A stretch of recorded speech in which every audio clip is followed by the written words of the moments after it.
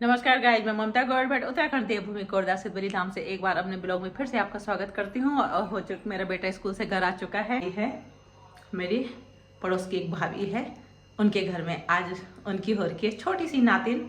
उसको दिखाने के लिए आपको ले चलूंगी और उसके बाद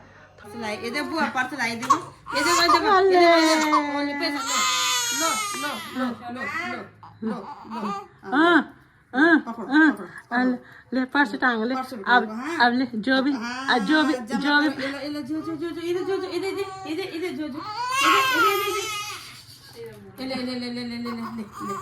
अब पिलाओ उसको, दूध पिलाओ, भूख लग गया उसको।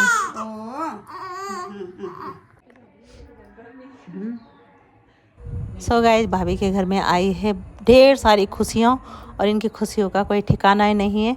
इतने खुश है कि इनको ढेर सारी बधाई।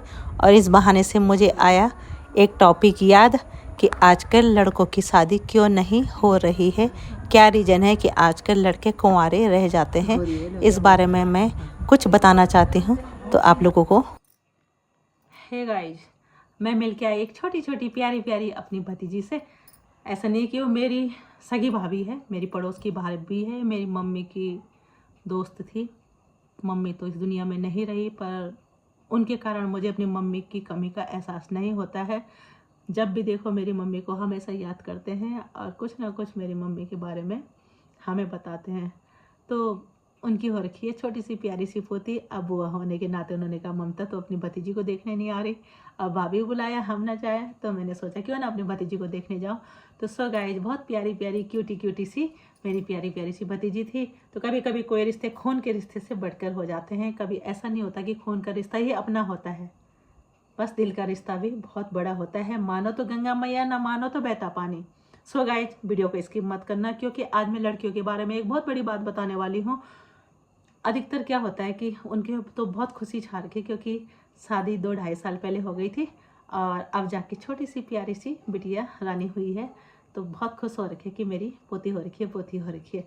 तो आज के दिन पे इतनी खुशी हो रही है। पर लेकिन कभी कभी किसी किसी घर में क्या होता है कि बेटी के होने से बहुत दुख हो जाते हैं, मन के अंदर सोचते हैं काश लड़का हो जाता पहले। हर किसी के मन में काश लड़का हो जाता पहले, मुंह ऐसे टेढ़ा करते हैं ना। चलो, पहली बेटी हो गई, खुश हो जाते, दूसरी बेटी हो गई ना, अरे जिनकी बेटी हो रखी है उनको दुख नहीं होता, दुख होता है दूसरे को। बधाई देंगे, चल बधाई हो, ऐसा मुंह करेंगे, चल बधाई हो। अरे बाबा, तुम्हें किस बात का दुख है, बधाई भी ढंग से नहीं दे सकते, क्या हुई दूसरी बेटी हुई, चल ठीक है बधाई हो, कोई बात नहीं, कोई बात नहीं। तब अरे क्या मतलब ऐसे कहने का, आप लोगों को पालना पड़ रहा है, नहीं कम से कम खुशी से बधाई दे दो भाई। जिसने बच्चे पालने हैं वो खुद निभाएगा। ये भगवान ने मुंह दे रखा है खुशी इस्माइल से किसी को बधाई देने के लिए, ना कि दूसरी बेटी हो गई। अच्छा भाई, मेरे पे बीती है ना, मैं स्वयं एक गवाह हूँ भाई। मेरी जब पहली बेटी हुई तो सो गाइज, ठीक है बधाई हो बधाई हो बधाई हो। दूसरी बेटी हुई भाई, दूसरी बेटी हो रखी है। अच्छा भाई, कई लोगों ने तो क्या ऐसा मुंह टेढ़ा करते थे ना, लगता था इनका मुंह तोड़ दूं मैं। तो मैं तो भाई वो फोपट आदमी, मैं तो बोल देती थी कि हाँ आपको क्या दिक्कत है, मैंने पालनी ना बेटी, आपको कोई दिक्कत है? तो भाई सीधे सीधे शब्दों में, ना मुझे दिक्कत ना मेरे हस्बैंड को दिक्कत। आज मेरी दोनों बेटियां मेरे हस्बैंड के साथ कंधे पे कंधे मिला के चल रही है।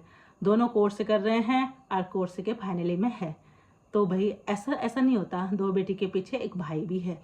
पर लेकिन पहले बेटियां सर्वप्रथम, किस्मत में भाई है तो 2 में हो जाएगा। अब वैसे छोटा परिवार हो, सुखी परिवार हो। पहले के लोगों ने क्या किया, हद कर दी भाई। पहले क्या मतलब, बीच की पीढ़ी ने आज के दिन पे लड़कों के लिए लड़की नहीं मिल रही। कारण जानते हो क्या है?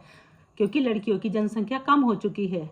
लोगों को चाहिए थी बेटे बेटे बेटे।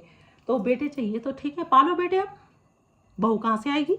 अरे बहू आती भी है तो उस पर दुनिया भर के नियम कानून लगा देते हो, दुनिया भर की धारा है उसके अपने घर में लगा देते हो कि अब आज कपड़े नहीं धोने, हमारे यहाँ ऐसा होता है, हमारे यहाँ तैसा होता है, हमारे यहाँ होता है, हमारे यहाँ सो होता है। भाई जिस घर से लड़की आ रखी है 25-26 साल की, उस घर में वो 26 साल 28 साल रह के आ रखी है।